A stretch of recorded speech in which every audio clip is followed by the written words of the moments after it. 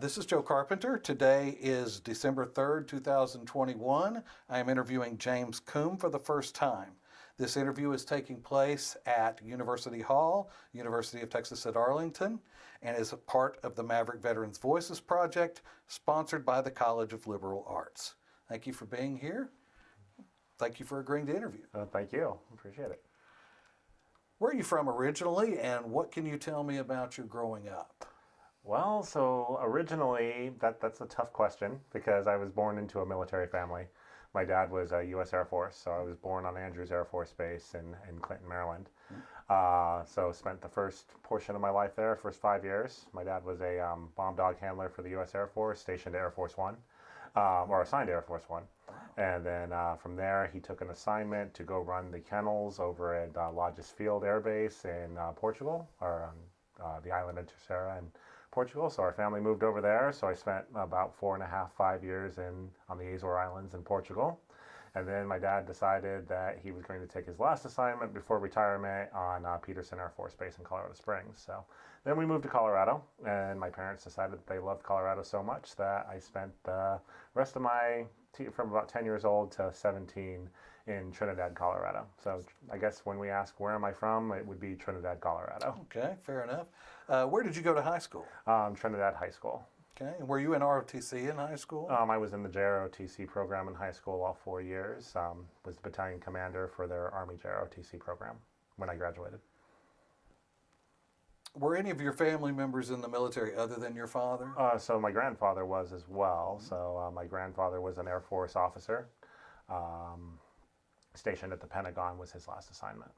Is that how you became interested in the military? Was through your father and your grandfather? I would say yes. I went Army, but growing up in an Air Force family, that's really all I knew growing up, and it's what I was exposed to, and really gave me a passion and a pride for our service members. So why did you choose the Army versus the Air Force? Right, so that's another great story. So actually it came down to trying to decide what I was going to do after high school. And so I was 17 years old, still in my junior year of high school, and I called the U.S. Air Force. And they immediately were like, great, good talking to you, call us back when you're 18 and you've graduated.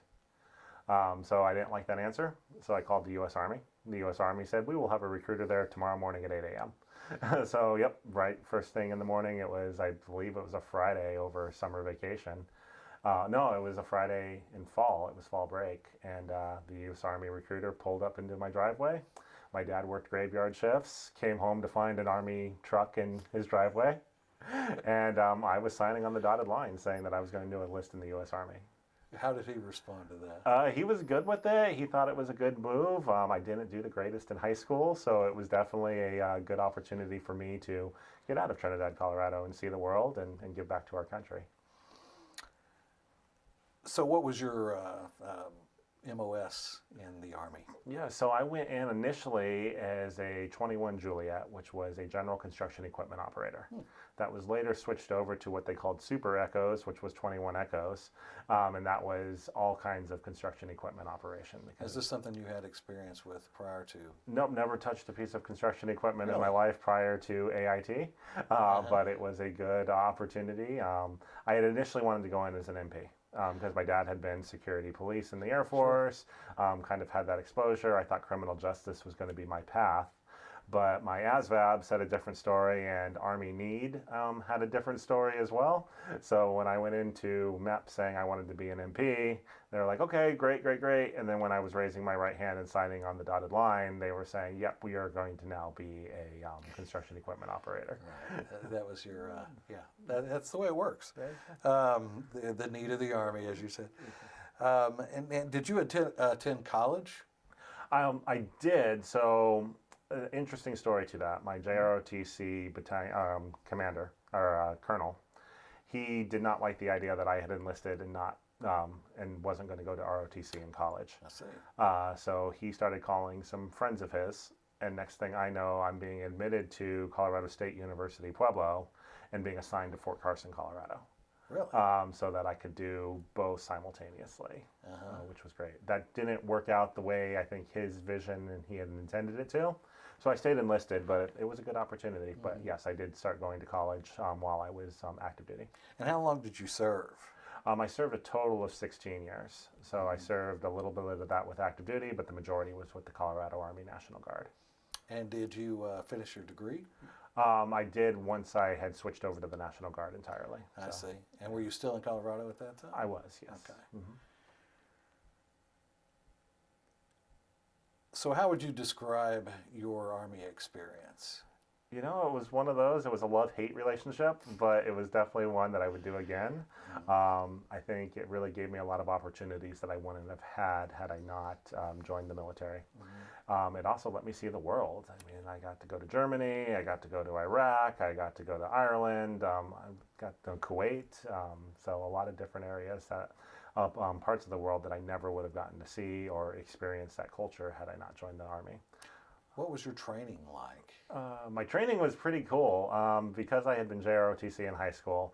I knew drill and ceremony. I knew rank structure. So going into basic training, while not easy, at least the stuff that I had to learn, I already knew. So now it was really just the indoctrination into the military. It was the physical fitness. It was the battle plans and strategy and tactics, everything that a soldier learns at basic training.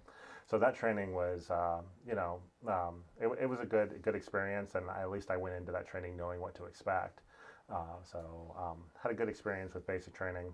Then AIT, a little bit tougher because I had never touched construction equipment before, but, picked up on that pretty easily, and that was a lot of fun because, we're digging in the dirt and we're blowing stuff up and building roads, which was a really cool experience to have. And then some of the additional trainings, combat lifesaver, preparing and moving up to deploy, all really good experiences. And, it's kind of that really fun experience of, you dream as a kid, you go out and play soldier, you play war, and you think about all these cool things. Well, now you're actually getting to do it with live ammunition and paintball rounds and other things like that to have a good time. So, did you feel adequately prepared after your training to do your duties, to perform your duties?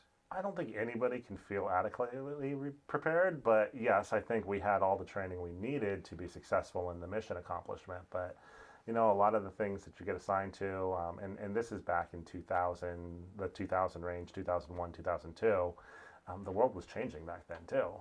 The 9/11 attacks had just happened. The military wasn't even really sure what direction they were moving in. So, yeah, I had adequate training to do my job, but I don't think anybody could have prepared us for all the events that transpired after 9/11. Well, you mentioned serving in Germany. Where else did you serve overseas? I was in the Al Anbar province, Iraq. Okay. So those were my 2 overseas assignments. All right. Tell me a little bit about that. So Al Anbar, this was shortly after I had moved over to the Army National Guard, and we had gotten warning orders to tell us that we were deploying to support the global war on terror. We weren't sure if that was going to be Afghanistan or if that was going to be Iraq. And then in the summer of 2005, we were told that it was going to be Iraq. And then Hurricane Katrina had also just happened as well around that time frame. So then the question was, are we deploying to Iraq or are we going to support Katrina efforts? Well, we were already far enough down the pipeline and we needed to go relieve the other units that were in Iraq. So they just determined that it was going to be Iraq. So at that point in time,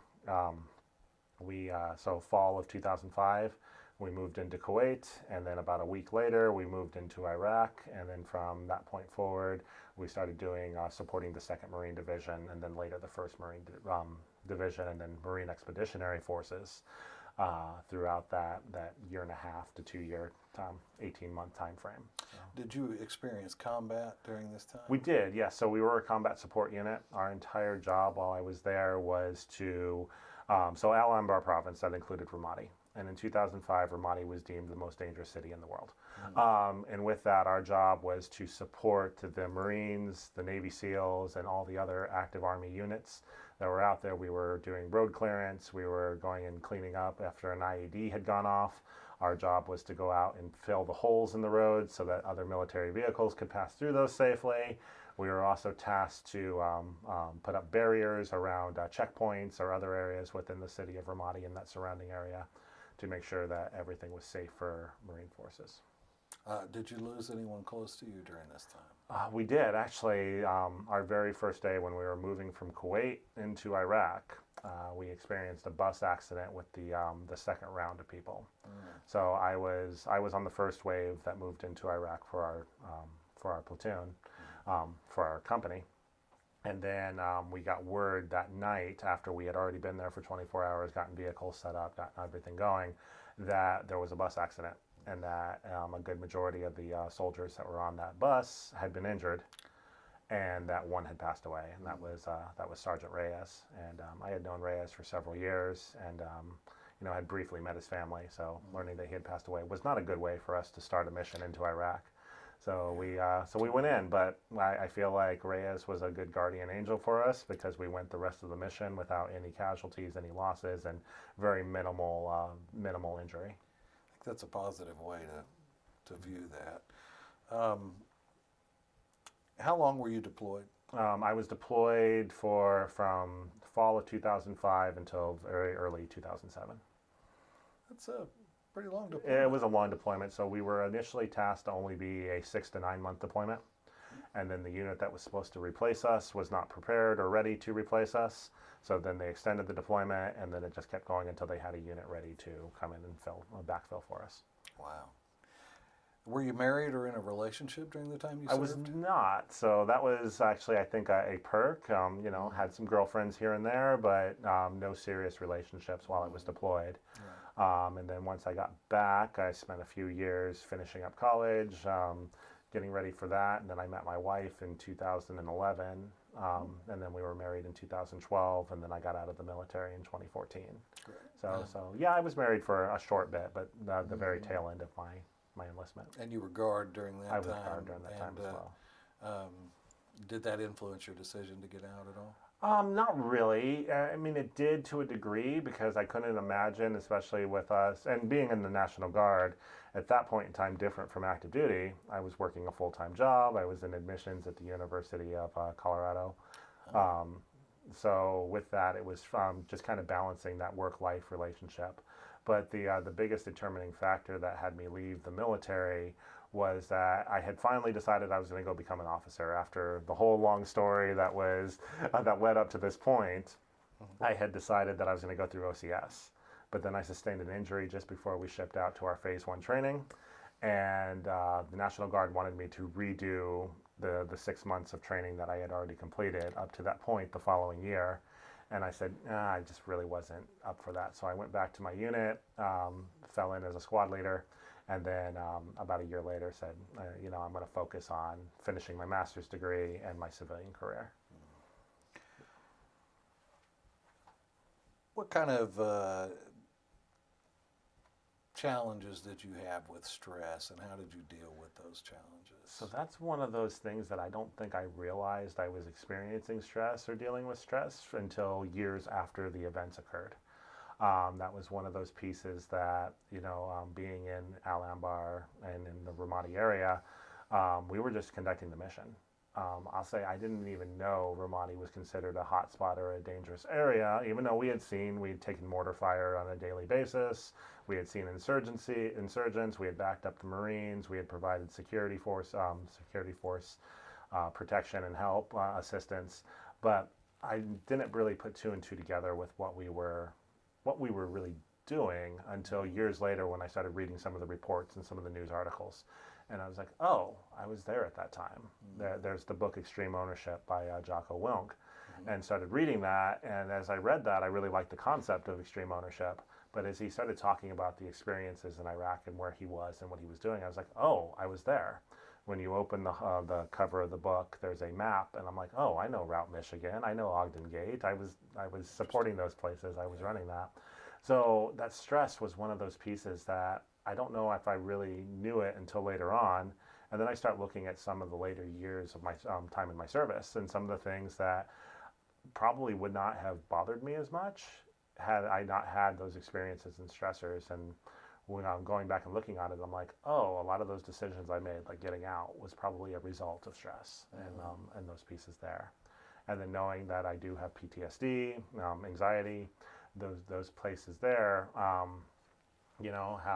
had I maybe managed or dealt with stress that I was experiencing in service a little bit better, may not have had the same experiences that I'm having now.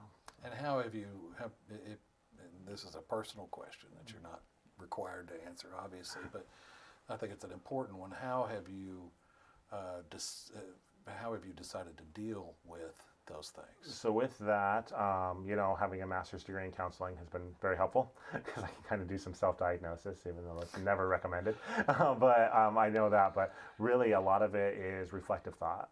Some of it is writing. Working on my doctorate, my dissertation, those areas there have helped me to process and write some of these experiences down. Exercise has been great. Also, just focusing on my family now. So being married, 2 children, being able to put a lot of, just my time, my effort, my thought process into that has helped me to process my experiences and deal with stress. Tell me about your master's degree.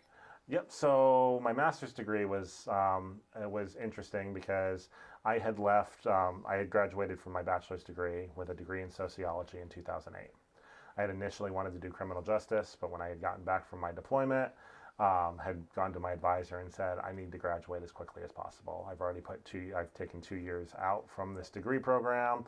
I wasn't going full time when I had initially started my degree program. So, I'm 6 years into a bachelor's degree. I really need to graduate. And they said, well, you've still got another 1.5 to 2 years with a criminal justice degree. But if you switched over to sociology, you have enough credit that if you take some summer classes, we can graduate you now. Or we can graduate you within a year. Yeah. And I said, great, I'm going to do this. So I switched over to sociology, not really knowing what sociology was. Learning later as I was graduating that a sociology degree is great and it's wonderful and sets you up for a lot of things. But if you want to work in that field, you need a master's degree. Right. So I started talking, and then I was set to graduate in 2008. Spring of 2008. Well, that's when the economy crashed, and that's when a lot of other things happened. So there really weren't any jobs for a brand new fresh student or fresh graduate with a sociology degree. So I had gone and started talking to some of my mentors and said, you know what, I think I'm going to go back active duty. The Army will take me. I can go through OCS. I can do a lot of these places here. I had my supervisor, I was working in the VA office at Colorado State University in Pueblo, and I was working in their VA office as a VA work study and certifying official. And I had told him what my plan was. And he's like, you don't want to go back active duty. And I was like, well, of course I do. And he's like, you will be back in Iraq or Afghanistan within 6 months if you go back active duty. He's like, how about you come and work for me and be an admissions counselor? And I said, okay, well, yeah, I'll be an admissions counselor. That's fine. So I started working for Colorado State University Pueblo as a professional staff member as an admissions counselor. And as I was talking with, and started enjoying it, enjoying the work, enjoying higher education, and learning really some of the behind the curtain stuff that happens in higher ed, and said, you know what, I can really see a career out of this. And I said, well, what do I need to do to continue moving up? And he had told me, he was like, well, 1, you need to get as much experience in different offices as you can. He's like, 2, you need to get your master's degree. So I started looking at some different master's programs, started an MBA program, did well in the first semester, but throughout that process goes back to that stress piece. Started learning that I was having some experiences that were direct results of my time over in Iraq and time on active duty and some of those other areas and with the National Guard, that, I was like, I really need to address this. And I had taken a counseling course as an elective class and said, oh, I really kind of like this. So I switched my major over to counseling and started talking to the Department of Veterans Affairs. And they said, well, yeah, we take veterans to be VA counselors all the time. So, you get your master's degree in counseling, you get certified, and they're like, there'll always be a position open for you with that. So I switched my major over to counseling and started learning all the counseling practices and principles and those pieces there, and really enjoyed the coursework. Then I ended up in an intern. Well, and then I found out that it was going to take an internship. Yes. And I was working full time, so Right. I put it on hold for a little while because I was like, I don't have time to work full time and take an internship. So I stopped for about 1.5 years. It's like 3,000 hours. Yes, exactly. And my wife finally, after about 1 year of our marriage, was like, you ever going to finish this? And I was like, yeah, I probably need to. So I talked to my boss at the time. I was now the assistant director of student recruitment at the University of Colorado in Colorado Springs. And he was like, well, yeah, we can work with your schedule. You can get an internship and we can finish you out in your master's degree because that's really helpful to the university. So I went and I found a internship at a domestic violence shelter. Mm. After about 3 months of working there, I was like, I don't know if I can really work with, I can work in counseling, because a lot of the clients I was working with, a lot of the really strong women and even men that were coming into the shelter, their stories, they were triggering me. They were Really? triggering a lot of my experiences, a lot of things that I had gone through in my life. And one of the first things with counseling is that you need to identify your triggers. You need to know what triggers you. So I finished out the internship that semester, but really had to sit back and be like, well, is this the career path that I want to continue on? So I got the degree in counseling with an emphasis in substance abuse and addiction, and decided that maybe I wasn't going to go for my certification as a counselor, and stayed with higher education. Uh-huh. Well, which was great, because once I had that master's degree, it now made me eligible to become a director. Mm-hmm. And within 3 months of having earned my master's degree, I had been offered the position of director of career placement at the University of Colorado in Colorado Springs in their College of Business. So moved over and did that, and that was wonderful, and kept going. It's interesting how you've, that counted 3 different times you wanted to go back into the military as an officer. It's almost a fallback position, isn't it? It really was, because I had done my enlisted time, and I thought it was great, and really enjoyed my time enlisted, especially as I moved up and became an NCO, and loved leading troops and leading soldiers. But I've always been one that believes that if you want to see change happen, or you want to take the lead on something, then you have to put yourself in the position to take that. Mm-hmm. And while my dad had been enlisted his entire time in service, my grandfather had been an officer. And, I always kind of thought that that was the direction and the course I was going to take. So with that, it just wasn't something that worked out. Mm-hmm. And what was your rank when you got out? So I got out as an E6. Okay. And was there anyone that you served with that influenced you? Yes, so there were several people that influenced me that I served with. I would say the one that comes to mind the most would be Chris Padilla. So I had met Chris shortly after I had moved into the National Guard, and he was an E5 when I had first met him, and we ended up in the same squad together. And then as we were mobilizing for Iraq, he had gotten promoted to E6, and he had become our squad leader. And me and Chris, over a 10-year span, had just become, I'd become his right hand. We just worked very well together, and everything we did, and to the point that I still stay in touch with him to this day. And, a lot of the leadership lessons that he taught me, he had a saying, and it's kind of cliche, but the saying was to never ask somebody to do something that you're not willing to do yourself. Mm-hmm. And he drilled that into us, and he drilled that in big time. And that was one of the things that I took with me all the way through as I became a leader and started leading soldiers and stuff, was I can't expect them to do something if I haven't done it or if I don't know how to do it. So that was the encouragement that every time we got a new piece of construction equipment, I went out and familiarized myself with it, learned how to operate it, learned how to use it, learned where the problems were on it, so that when I was telling E1s and E2s and E3s that they needed to go operate, or they needed to go use the equipment or inspect it, that I at least knew what it was. Or when they came to me with a problem, I knew exactly what we were going to go look at, what we were going to do. And if I didn't have the opportunity to do it myself, I could at least go back to my early enlistment days and say, well, I understand that, sweeping out the motor pool or the bay is not the funnest job on the planet, but guess what? I had to do it. Now it's your turn. Now you have to do it as well. Right. There's a certain level of discipline that's involved in that, and they missed the mark on that. Right. And the same thing went with physical fitness in those areas too. If I wasn't at peak physical fitness and passing my PT test, I couldn't expect my soldiers to do the same. And it was the lessons that he had taught me that really helped us in that area. Is there anything that makes you think of your time in the service, any time in the service, not just in your time in Iraq, but sights or smells or sounds or tastes or anything like that that brings that back to you? So it's interesting. Every time I see an MRE, I think of that. And it's really interesting because here at UTA, we just did our showcase event, and our MAV Vets, our Student Veterans of America chapter, they did an MRE tasting. Just for, civilians or people that have never seen an MRE before, this is what they eat in the military when you're in the field.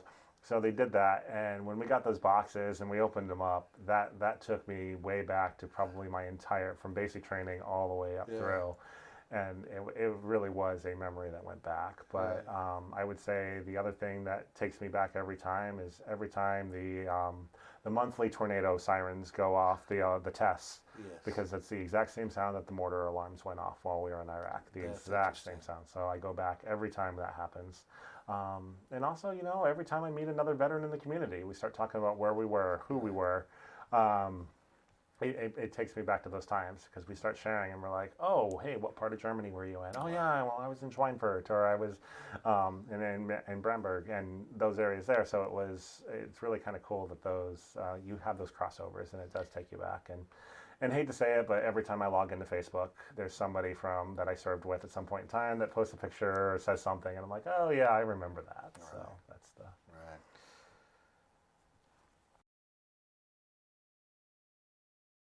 me to be their director of admissions. They had hired her to be their director of housing, so it worked out really well. Yeah. Well, we got to Dodge City, and Dodge City is a small town. It's a nice town, but it's incredibly small, really in the middle of nowhere.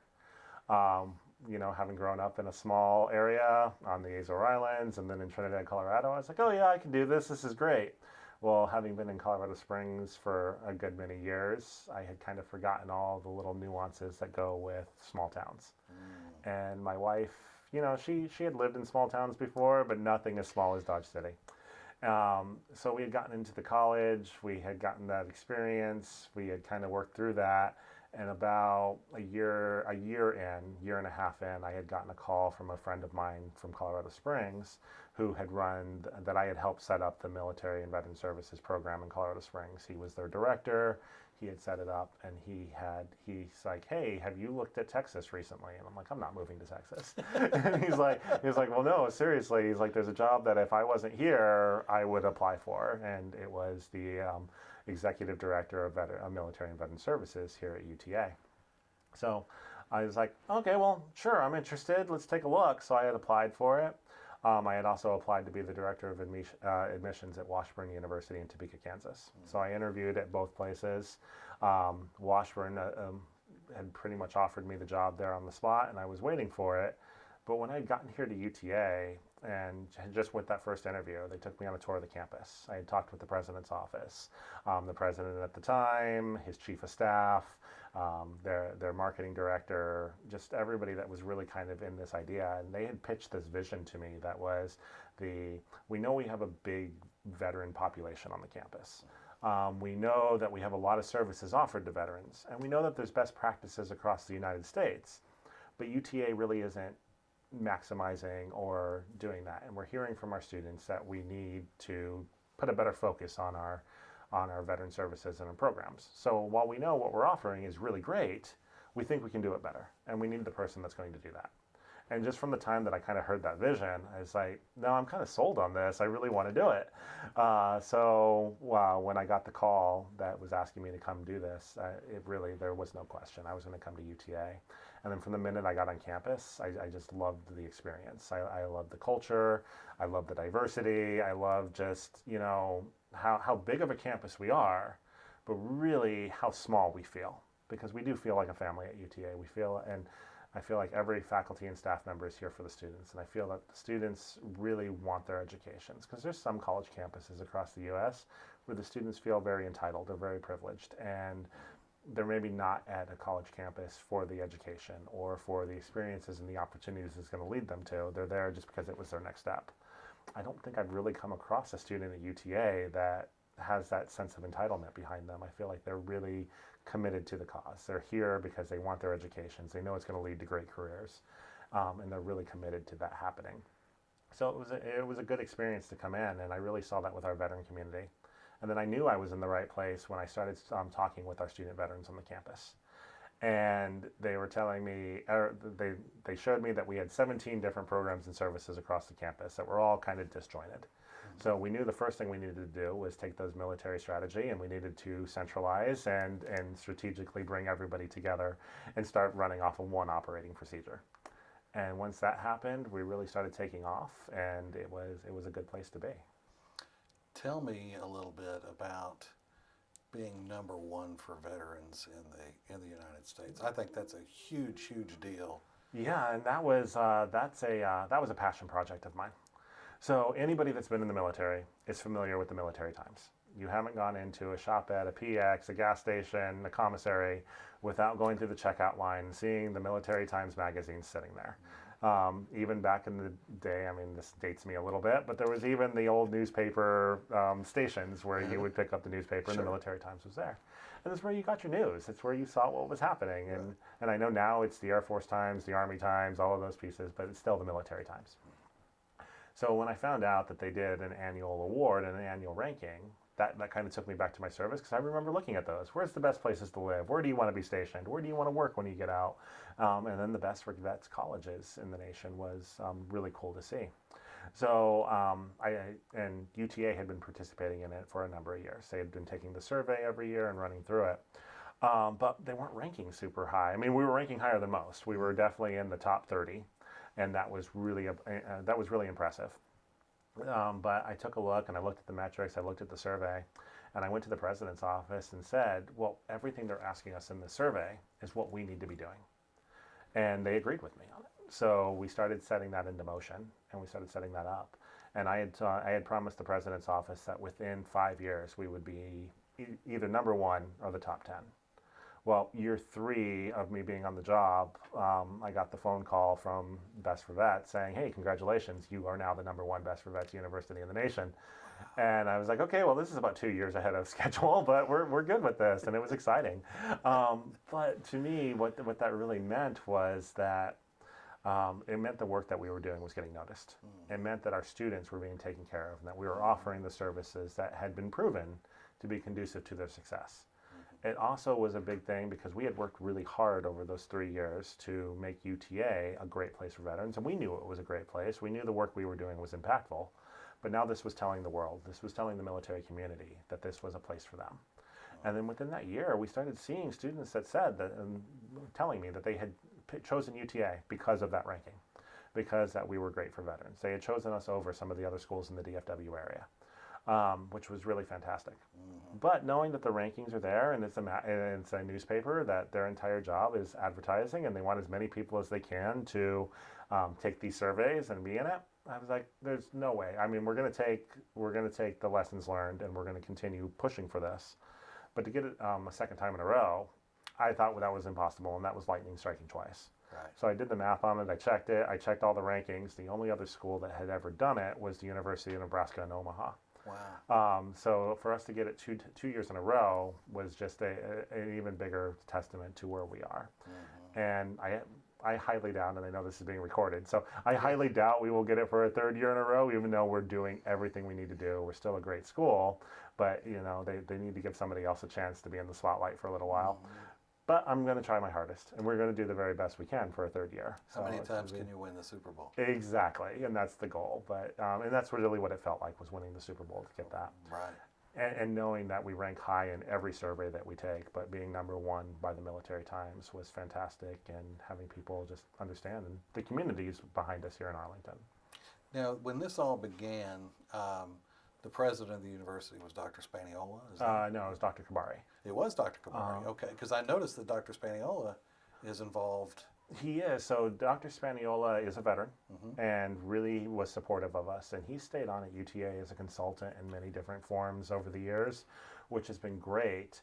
And so when Dr. Kabari left office, Dr. Spaniola decided to jump in and help out Dr. Lim in terms of consulting and working and making sure that the university stayed on the right track.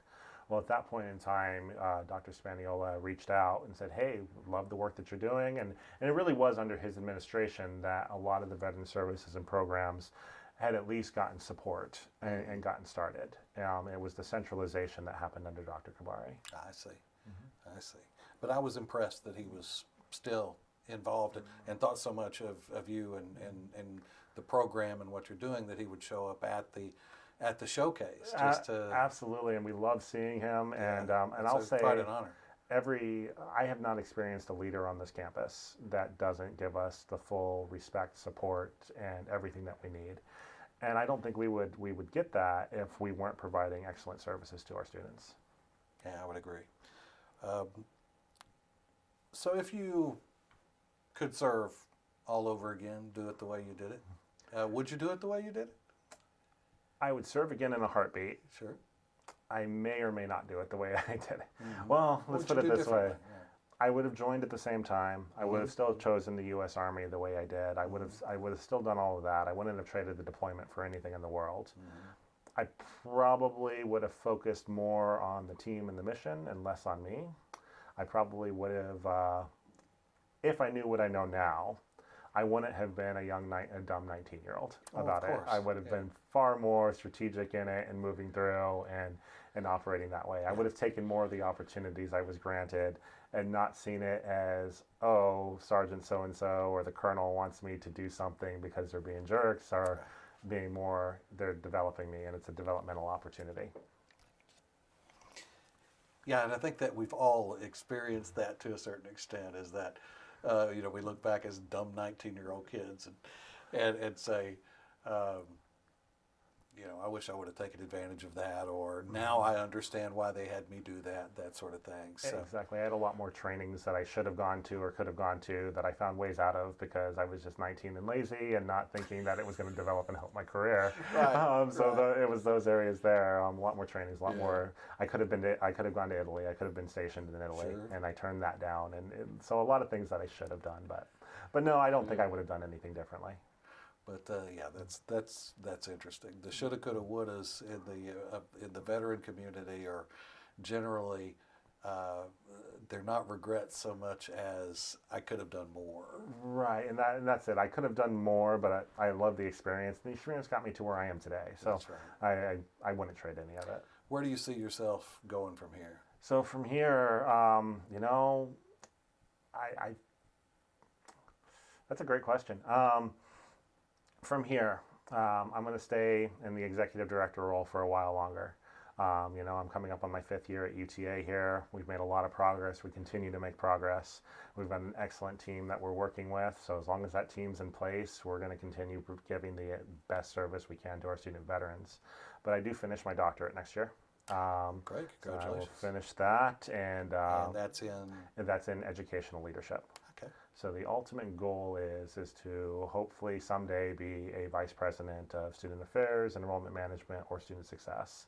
Knock on wood, it could be here at UTA, but I'm not opposed to it being elsewhere, but I really would like to stay here at because UTA. It's right in between Colorado and Illinois. Yeah, absolutely, and that helps a lot too. Right. And it's there, and we've liked our time here, and it's been a good time here, and it's been good for my family. And my daughter moved here when she was 9 months old. Yes. My son moved here, or my son was born here. So Yes. I mean, there's a lot of those things that really help us to make Texas home, and UTA has been nothing but good to us. So it's been a really great place to be, and I love what we've built, and I have a hard time putting things down when we've built and established something. So particularly when it's as successful as it has been.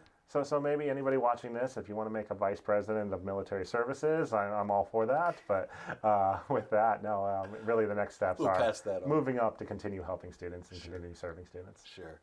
Is there anything that I haven't asked you that you would like to add to this interview? So just an addition to the interview would be that UTA is such a supportive place for our military-connected community. And that's not just our veterans. That's our active duty, that's our National Guard, reservists, the children, and the spouses of veterans. I mean, we're here for everybody that has an affinity for the U.S. military. And with that, it's programs that it's real easy for my program, Military and Veteran Services, to get the spotlight on everything. Because we're the flagship, we're here.